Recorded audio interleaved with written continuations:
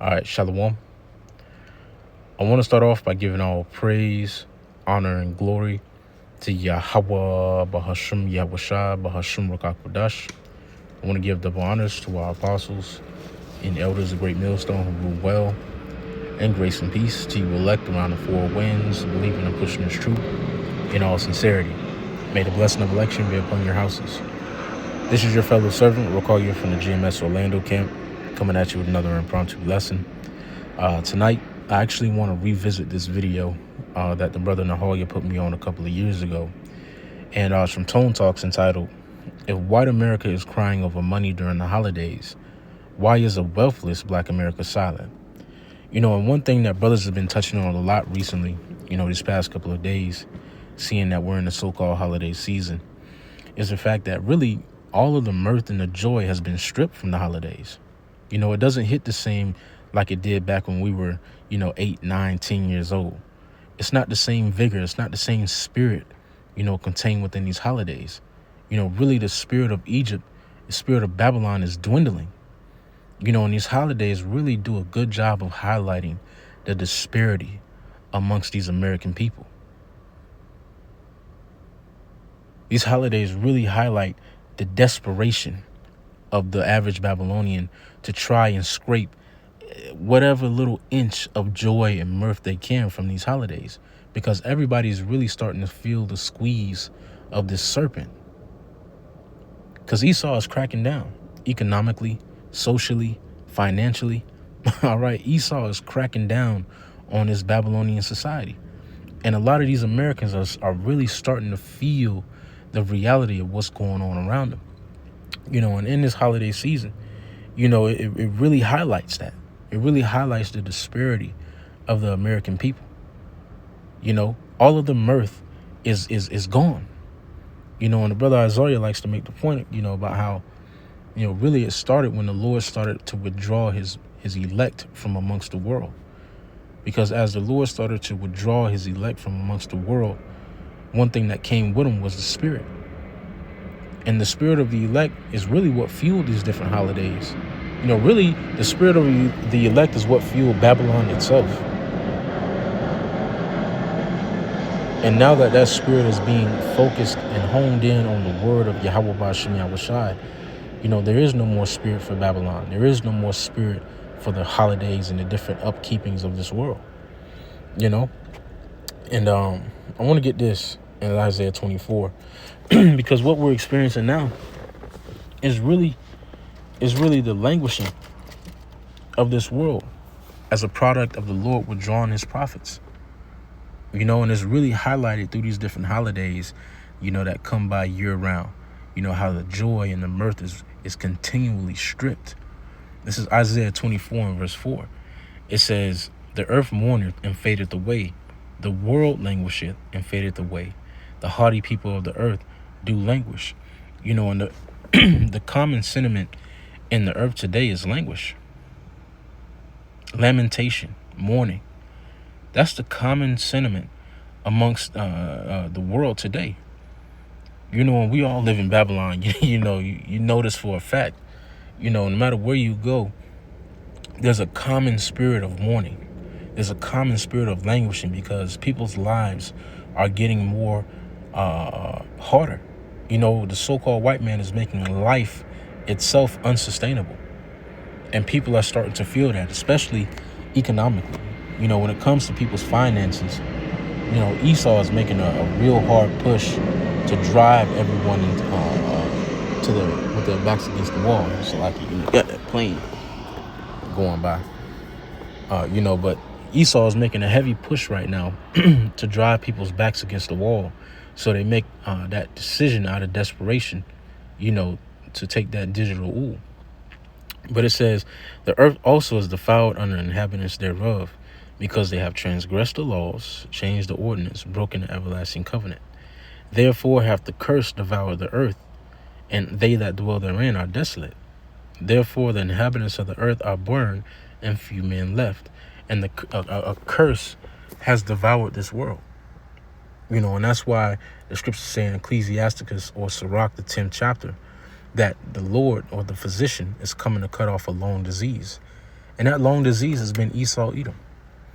And now all of this is being brought out to the forefront through the preaching, through this ministry, through the prophets that the Lord has set up to search out and to make inquiry about these different dark counsels that have been going forth. As a product of Esau Edom's rulership, you have poverty at an extreme high. You have homelessness at an extreme high. You have the complete degradation of nations.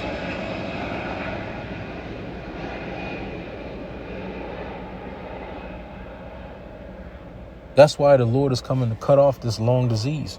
Because for far too long, Esau Edom has been allowed to run rampant in the planet Earth. He's been allowed to completely fuck up the Lord's creation. And prophecy is telling us that the Lord is fed up, man. All right. The reason why the Lord is moving the way he's moving is because he's fed up at this point.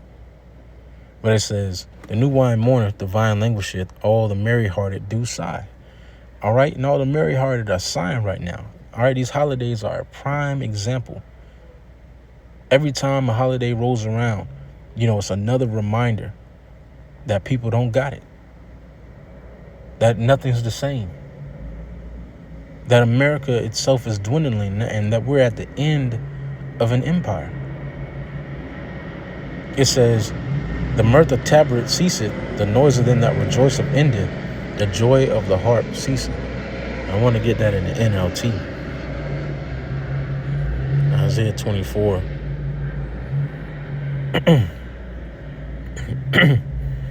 And verse 8, it says, the cheerful sound of tabourines is still. The happy cries of celebration are heard no more. The melodious chords of the harp are silent. Gone are the joys of wine and song. Alcohol drink burns bitter in the mouth. All right. And everybody nowadays is bitter. All right. They're feeling the bitterness of America. They're feeling the bitterness of a dying empire. And once again, these holidays really do a good job at highlighting that fact. I'm going to play a couple of minutes from this video, getting into it. If you want to watch the whole video for yourself, this is where to find it, because this Jake gets into the numbers. He gets into the numbers and the wealth, the wealth gap and the disparity that, Jake really is facing in this society. And as a whole, the Israelite community, the Israelites, Jake, Negroes, Latinos, and American Indians are through. As a whole, we're through. And without Yahweh Bashim Yahushai, we'll be completely consumed according to the plans of this devil. But check this out. I want to talk today. I'm asking the question today. How y'all paying for these holidays? Because we back to these holidays. Is we Ubering and touring? And this video was made in 2023. And that's the big question. How are y'all paying for these holidays? How are you Jakes paying for these holidays? You have a lot of Jakes who are, and he's going to get into it, who are putting forth their last, really trying to scrape forth any type of mirth that they can to save hope for their situation here in Babylon. Pro driving, talking about blind optimism, paying for voices and earn your leisure classes. I want to know today, this is a call-in show, so hopefully you call in and are scared to tell us your truth. I'm just wondering because the math ain't mathing and we back to the holidays and the turkey done digested and the Christmas gifts are back around. And I want to ask today, how you paying for these holidays? Are we doing Klarna and Affirm? Pay as you go? How are we paying for these gifts? Do we have time off? Are we liquidating our car to buy PlayStations? Are we liquidating our car to buy tennis shoes? Are we liquidating our car with no idea how we'll get another one? I want to talk because I want to ask today, If white America is crying over money during the holidays, how is black America silent and, as we know, wealthless? Working age black America. We've already talked about it, and almost all of our wealth is with the boomers, and they retired. So you go to work, and everybody you know don't have $3,000 in the bank, and everybody's talking about negativity, but you sub American, SUB American. So what is it to be American? It's to have true savings. Like you got two kids, you got a wife, you got life insurance. Your And that's what the elites are in the process of changing. What it means to be an American, what it means to be a human being itself. That's what the elites are in the present process of changing. Because in the future, according to the plans of these elites, all right, in order to be an American or a human being in the earth means to be integrated with some form of technology.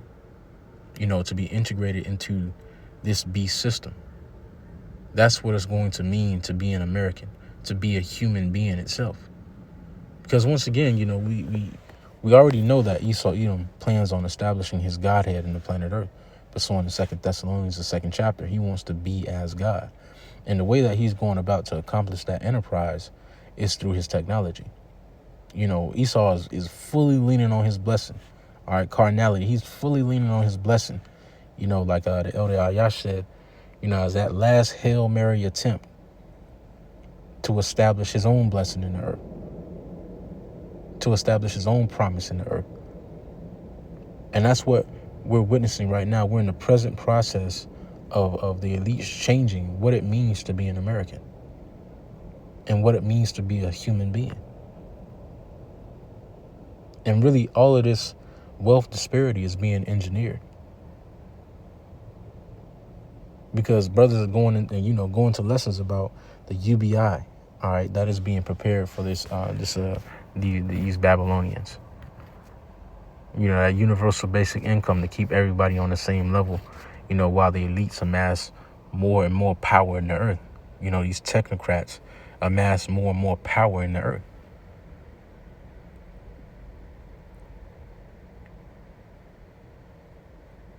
Or to make it where, they set precedent for an incentive to be made for you to amass some type of wealth in the society to come. To where, okay, and you want $5,000, we got a $5,000 incentive to take this, this MOTB, this C-HIP. Alongside other things. But this is what we're in the present process. This is what we're in the present process of right now. The changing of Babylon. 40-something years old, so you have $400,000 saved up in assets. You have a plan. What is sub-American? It's liquidating your car to play for a PlayStation. We're not talking about specific parties. We're talking about America. We talking about ADOSness. We're talking about and ADOS goes into American descendants of slavery. World where T. Davis, we might not be able to afford anything. I'll get into the specifics in a second. So, as easy as we can talk about what you can afford, what if you can't afford anything? Do we just love each other? And affordability is going out the window for not only Negroes, Latinos, and Native American Indians, but, affordability is going out the window for the common Edomite. The elites of Esau Edomite are phasing out the middle class as we speak and making, life harder for the average Edomite as well. They're just collateral damage at this point. In Esau's attempt to establish his Godhead, he's willing to take out some of his own. And a lot of these videos that you see on the internet really are Edomites crying out against their brethren. They're crying out against their elite for being treated as a Negro. The average Negro, Latino, or Native American Indian. They're crying out. Trying to make this plea now that, we're all the same, but it's too late. It's too late. They've been given over to the slaughter as well. A lot of people are saying love is not enough. I want to talk and ask because I've been seeing on Twitter white folks across the world, Canada, Australia, but in America as well, crying about wealth, but I don't see black folks here and there, but not enough. If I know that by the numbers, almost all of y'all are wealthless, and then I gotta hear this is negative, but don't none of y'all have 5,000 saved. Maybe it's because we don't have these videos telling us the truth. Somebody said we're suffering in silence. And that's the point of this video. It's not to chastise you.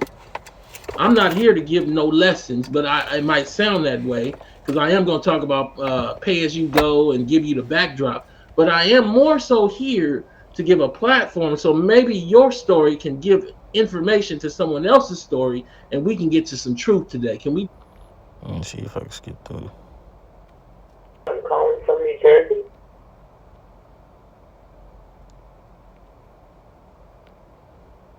It's dominated by women. White women are telling their truths, and I respect and commend them for that. I'm just wondering, where are the black truths in mass? But before I do that and share that video, listen to this. I did this back in 2016, and I just bring it back to frame what we don't understand about wealth. Ain't no class gonna help you. Get the out of here, earn your leisure. Excuse my language, Samuel. What I will tell you is this. I did this on inequality.org. I was not getting paid. I was doing this to inform you to get ready for 2023. So if you didn't read this in 2016 and you feel it's negative in 2023, you messed up and up for your family. I'm sorry you didn't prepare them to be ready for the consequences and the realities of this moment. They told us it was coming. Black wealth in America hardly exists. A recent study by the Institute for Policy Studies and the Corporation for Economic Development, and again, this think tank is a Democratic left-wing thing. They don't ask the average black family to amass the same level of wealth. The average they don't want you to know that this is really a progressive movement, a far left progressive movement. But again, I wrote. And really, the only progressive movement that is happening is the one that's taking place through the spirit.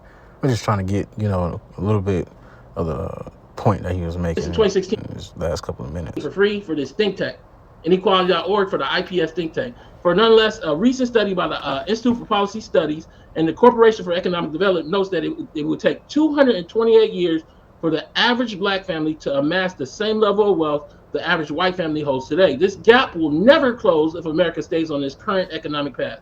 According to the Institute on Assets and Social Policy, for each dollar of increase in average income that African American households saw between 1984 and 2009, just 69 cents in additional wealth was generated, compared with the same dollar in increased income, creating an additional $5.19 in wealth for a similarly situated white household. In fact, if you deduct the family car and other depreciating assets from the net worth, half of all black American households have less than $1,700 in wealth.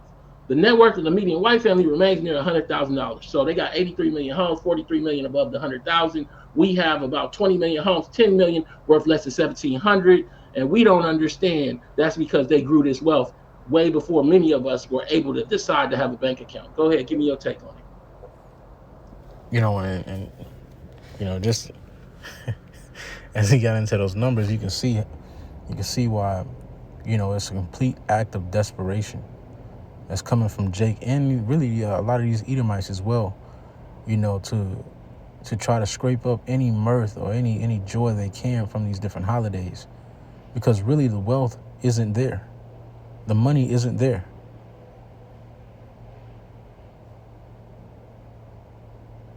A lot of people are desperate. They're desperate for Babylon to go back into that same old mirthful kingdom that they knew years ago. And it's not going back. America will never go back to normal. This is the spiraling of this kingdom. We're at the very cusp of America, Babylon the Great's fall. But I just want to get, a little bit into what Lord wants to edify unto you elect. These holidays really highlight the desperation of these Babylonians, man, trying to scrape up any type of mirth and joy that really has been completely stripped. And now people are really being forced into reality. And the reality of the situation is that things are not going to get better. Things are only going to get better when Yahweh Shai comes and takes his dominion, takes his reign over the earth. But, with that being said, I want to edify and I want to give all praise, honor, and glory to Yahweh, Bahashim Yahushai, Bahashim Rakakudash, and double honors to our apostles and elders of Great Millstone who rule well. Grace and peace to you elect around the four winds, believing in pushing this truth in all sincerity. May the blessing of election be upon your houses. Shalom. Stay